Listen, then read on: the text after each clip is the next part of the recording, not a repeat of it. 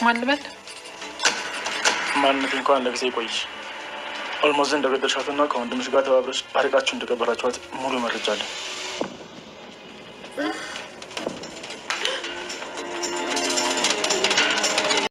ሰላም ራሷን በነፍሰ ገዳይነት እየከሰሰችና እየወቀሰች ሰንብታለች። ዛሬ እየፈራቸው አልቀረም።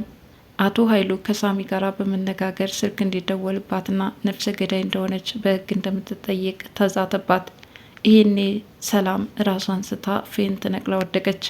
እንግዲህ ከዚህ በፊትም ለብሌን እኔ ነፍሰ ገዳይ ነኝ አትጠይኝ፣ በቃ ይህንን ተናግሬ ራሴን በኃጢአት ማንጻት ይኖርብኛል እያለች በተፈጠረው ነገር ሰላም ነስቷት ስትሰቃይ ሰንብታለች።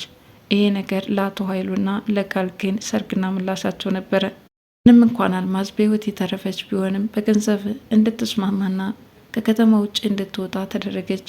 በዚያ አማካኝነት አስከሬን አስመስለው የሸኟትን አልማዝን እያሰቡ ሰላም ርቋቸው ሲሰቃዩ ሰንብተዋል። በስከ መጨረሻም የክሱ ደብዳቤ ራሳቸውን ስተው እንዲወድቁ አድርጓቸዋል። አደራ ክፍል 20 ምን አዲስ ነገር አለ? እስኪ አብረን እንከታተል።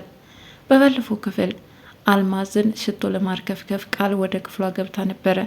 ሆኖም ገና ሽቶውን እያርከፈከፈች እጆቿ መንቀጥቀጥ ይጀምራሉ።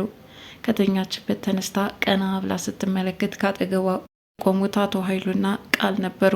አንቺ ጤንዚዛ ምን ትሰሪያለች ስትልም አልማዝ ግርግሩ ከመፈጠሩ በፊት የሰደበቻትንና ያመነጫጨቀቻትን እያሰበችም ፊቷ መቆም እንደሌለባት እየተናገረች ነበረ።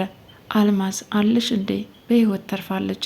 በቃ ያዳግም የሚባል ይሄው በደንብ ሳያስተውል ነው የሸፋፈናት በማለት እርስ በርሳቸው ይነጋገራሉ። ወይዘሮ አልማዝ ሁሉንም ሲያዳምጡ ቆይተዋል። እንዴት የሞት ኳስ መስላቸው አውጥታችሁ ልጥሉ ይኖሯል አለች። ምንም እንኳን ለተወሰነ ሰዓት ደንዝዛ ብትቆይም የተፈጠረው ነገር ግን ወደኋላ ሁሉንም ነገር አንድ ባንድ እያስታወሰችም ነበረ። ቃልም ቀጠለች። እኔ ምንም አላደረግኩሽም። ከማዬ ጋር እየተነጋገርሽ በነበርሽበት ሰዓት ወድቀሽ ነው ጭንቅላትሽን ጠረጴዛ የመታሽ በማለት አስመሰለች። እናም አሁን ምን ልታደርጉ ነው ስትል ወይዘሮ አልማዝም ጠየቀች። አቶ ኃይሉ አልማዝ በህይወት ተረፈች ማለት እኔና አንቺ የምንፈልገውን ግብ አናገኝም። ስለዚህ እሷን እንግደላትና ሰላምን ተጠያቂ እናድርግ። ዞሮ ዞሮ ሰላም ወይዘሮ አልማዝ ሞታለች ብላ ስለምታስብ አሁንም ቢሆን አውጥተን ከከተማ እንጣላትና እኛም የፈለግንበት ደረጃ እንድረስ ይላታል። ቃል አው ትክክል ነህ አለች። በሀሳቡ ተስማማች። ወይዘሮ አልማዝ እና ልትገሉኝ ነው አለች። እንደዛ ሳይሆን ረብጣ ገንዘብ ይከፈልሻል፣ የሞትሽ በማስመሰል ከከተማ ውጭ በመኪና ጭኜ ወስድሻለሁኝ። በዚህ ሀሳብ ከተስማማሽ የምትፈልጊውን ያህል ገንዘብ እንሰጥሻለን፣ በጣም ብዙ ገንዘብ በማለት በገንዘብም እንድትስማማ አደረጋት። ወይዘሮ አልማዝ የምትፈልገው ገንዘብ ነውና አሁን ምንም ከማድረግ ወደ ኋላ አይሉም። እናም በሀሳባቸው ተስማምታ አስከሬን አስመስለው እንዲከፍኗት አደረጉ። ሞ ከቃል ጋር ተኝታ መቃዠት ትጀምራለች። እናም አላስተኛት ቢላት አንዳንድ ጭርጭር የሚሉ ከክፍል የሚሰሙ ጩኸቶችም ወደዛ ክፍል እንድታመራ አድርጓታል። ብሌን በበኩሏ ሰላም ለምንድን ነው በሌሊት ተነስታ የምትሄደው አለች። ተከተለቻትም። እናም በሩን ከፍታ ለመግባት ስትል እሷም አብራት ተከትላት ልትገባ ስትፈልግ በፍጹም እንድትገቢ አልፈቅድልሽም በማለት ገና ከሳሎን እንዳትደርስም ከለከለቻት። ብሌን ምን ሆና ነው ከወትሮ በተለየ ሰላም አልገባ እየከለከለችኝ አለች። ብቻ በዚህ ሁኔታ ቤት ውስጥ የተፈጠረው ግርግር ምን እንደሆነ ግራ አጋብቷታል። ግን በዚህ ሁኔታ ወይዘሮ ሰላም ከከለከለቻት በኋላ ቀጥታ ወደ ወይዘሮ ገነት ነበር ያመራችው። እናም ዳግም አስቤዛ ገዝቶ እንደመጣና ሲያጫውታት እንደዋለ ነገረቻት። በጣም ደስ አላት። ዳግምን ደግነት አውርተው ያልጨረሱት ገነት በብሌን ልብ ውስጥም ስላለ ይህ ነገር በጣም ነበር ያስደሰታት። ታዲያ ብሌን ወደ ገነት ቤት መሄዷን ተከትሎ አቶ ኃይሉ እንዲሁም ቃል ሆኖ አስተካክለው ያቺ አልማዝ አስከሬን እያሉ የሚያስመስሉባትና ሞተች የተባለችው ወደ ውጭ ይዘዋት ሊወጡ ሲሉ ሰላም ጋር ይገጣጠማሉ። በላት በማለት ሰላም ሲጸጽታቸው የሰነበተውን ነገር ቢያንስ እንኳን በአንደበታቸው አውጥተው ይቅርታ ማለት እንዳለባቸውም ራሳቸውን አሳምነውታል። እናም አልማዝን መሬት ላይ ዘርሯት። በዚህ ሁኔታ ከአሁን ተንቀሳቀሰች እያሉ አቶ ኃይሉና ቃል እርስ በርሳቸው ይተያዩ ነበረ። ሰላምም አልማዝ በጣም ይቅርታ አድርጊልኝ፣ እኔ ግን የዘላለም ጸጸቴን ተሸክም ያለው በማለት ምርቋቸው ፈተናቸውን እያዩ ነው። አልማዝንም ወደ መኪና ውስጥ በማስገባት ውጭም ወሰዷት። እንግዲህ ወይዘሮ ሰላም ይህ ከሆነ በኋላ ግን ሌሊቱን በሙሉ እንቅልፍ መተኛት አልቻሉም። አንቺ ነፍሰ ገዳይ፣ አንቺ ነፍሰ ገዳይ የሚሉ ጩኸቶች በጆሮዋ እያቃጨለባትና ራሷን እንደ ነፍሰ ገዳይ በመቁጠር ከተኛችበት እየተነሳች መቃዠት ትጀምራለች። እናም ይህን ሁኔታዋን ቃል ስትከታተላ ቆይታለች። አቶ ኃይሉ ሰላምን አይቻታለሁ ራሷን እንደ ነፍሰ ገዳይ በመቁጠር ስትሰቃይም ሰላም ርቋት ፈተና ስታይም ተመልከቻታለሁ በማለት ለአቶ ኃይሉ ነገረችው። ጥሩ ነው፣ በጣም ጥሩ እየሄደልን ነው በማለት እርስ በርሳቸው ተመካከሩ። ወይዘሮ ሰላም ግን አልማዝን ገደልኩ ካሉበት ሰዓት ጀምሮ ለብሌን እውነታውን መናገር አለብኝ ብለው ያስቡና ከአንደበታቸው የደረሰ ፍርሃት ያሸንፋቸዋል። ዳግምና ብሌን አሁንም እርስ በርስ መተሳሰባቸውን ቀጥለውበታል። ነገርየው ወደ ፍቅር እያመራ ይመስላል። እናም ከክፍሏ ቁጭ ብሎ ሲያወራ ሲያጨዋውታት ቆይቷል። በተለይ ደግሞ ከእሷ ጋር ቁጭ ብሎ የሚያሳልፈው ጊዜ እጅግ በጣም ደስታን የሚያመጣለት እንደሆነም ገልጾላታል። እሷም ቢሆን ከአጠገቧ ሲቀመጥ ደስ እንደሚላትም ገልጻለታለች። በዚህ ሁኔታ እርስ በርሳቸው ጥሩ መተሳሰብ ላይ ናቸው።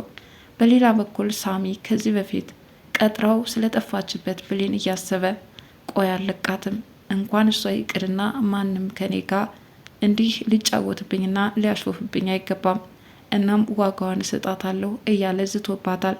ድጋሚ በመደወል አንቺ እንዲቀጥረሽኝ ትጠፊያለሽ፣ እየተጠባበኩሽ በር ላይ ቆሜ ስንት ሰዓት እንዳሳለፍኩኝ ብቻ እንገናኝና ወዮልሽ ሲል ዝቶባታል። እሷ ግን የተናገረችውን ሁሉ እስከ መርሳት ደረጃ ደርሳለች።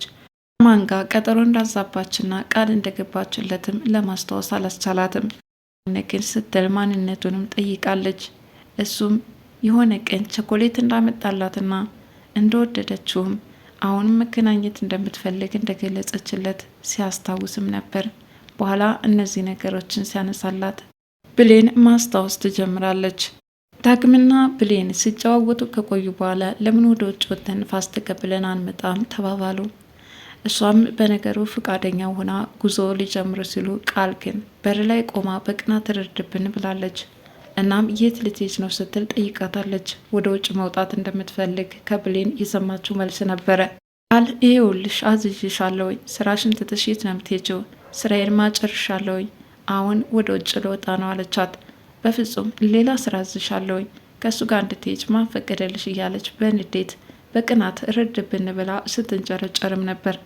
እሷ ግን ምንም ነገር ልትከለክኝ አይገባም አለቻት። እናም እንግዳው ስለማይ ይናገራለሁ፣ እሷ እናትሽ እንዳልሆነች እናገርብሻለሁ ያለቻት ሰዓት በድንጋጤ ክው ትላለች። ማውቀውን ነገር በትዕግስት መጠበቄ አሁን ላይ የረሳውልሽ እንዳይመስልሽ ስትለም ብሌን ልታስታውሳት ትፈልጋለች። እንዲህ ቃል በንዴት እየተንጨረጨረች ሳለም ብሌን ከዳግም ጋር ተይዘው ወደ ውጭ ይወጣሉ። ወደ ውጭ በሚወጡበት ሰዓት ሳሚ እየተጠባበቃት ስለነበረ ከጀርባ በመምጣት ቤት በእኔ ላይ ታሾፊያለሽ፣ እኔ ሳሚን አታውቂኝም ማለት ነው እያለ እንደተለመደው ጉራውን እየቸረቸረ ምን አይነት ንቀት ነው እያለ ይጮህባት ነበረ። እሷም ምን ለማለት ፈልገ ነው? ለሰላም እንደሆነ የማውቀውን እውነት አልተናገርኩም አለች። እንደዛ ሳይሆን እንድንገናኝ ቀጥረሽኝ የጠፋሽው ለምንድን ነው ሲልም ጠይቋታል። እሷም አንተ ነህ እንዴ አለችው። አንተ መሆንክን ባውቅ እመጣ ነበር ልትይኝ ነበረ፣ ለማንኛውም በጣም ነው ያናደድሽኝ በማለት ሊመታትን ፈለገ። ይህኔ ዳግም ከጀርባ በመምጣት ጉርቦውን አነቀው፣ በጥፊም ደረገመው። ምን አይነት ድፍረት ነው? ከሴት ልጅ ላይ እጅን እንድታነሳ አልፈቅድልህም በማለትም ሳሚን ተከላክሎ ከብሌን ጋር ተቃቅፎ ይሄዳሉ። እኔ እናንተ ወንድነታችንን እንፈታተሻለን፣ ብሌንን ከአንተ ነጥቄ የግሌ ባላደርጋት እያለም እየዛተበት ነበረ። ታዲያ እንደተለመደው ከአቶ ኃይሉ ጋር በመሄድም እየተመካከሩ ቆይተዋል። ወይዘሮ ሰላምን እንዴት አድርገው ማስፈራራት እንዳለባቸውም ሁሉን ነገር መከሩ።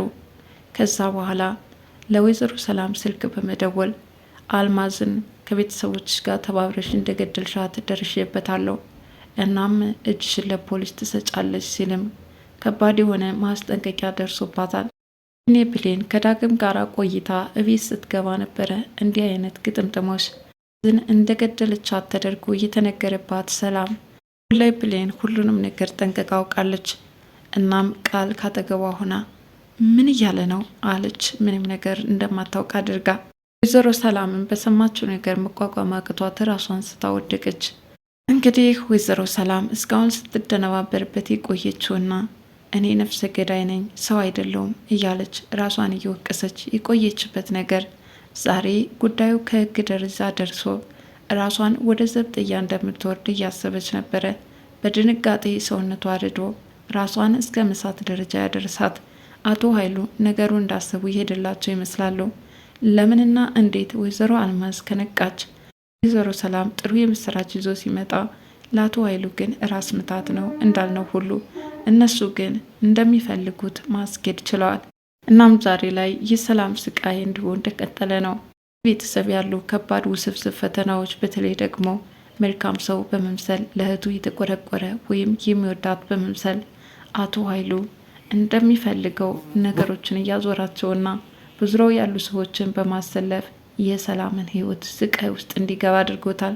በዚህ ሁኔታ ነው ሀብት ንብረቷን ልናገኝ የምንችለው በማለት ከቃል ጋር ተባብረው ዛሬ ይችን ምስኪኗን ሴት እያሰቃዩት ነው። በቀጣዩ ክፍል እስከምንገናኝ ድረስ ለዛሬ የነበረኝ አስተያየት ይህንን ይመስል ነበረ። ለቻናሌ አዲስ የሆናችሁ ላይክ፣ ሸር፣ ሰብስክራይብ በማድረግ ቤተሰብ እንድትሆኑ በትህትና ጠይቃለሁ። ባይ ባይ።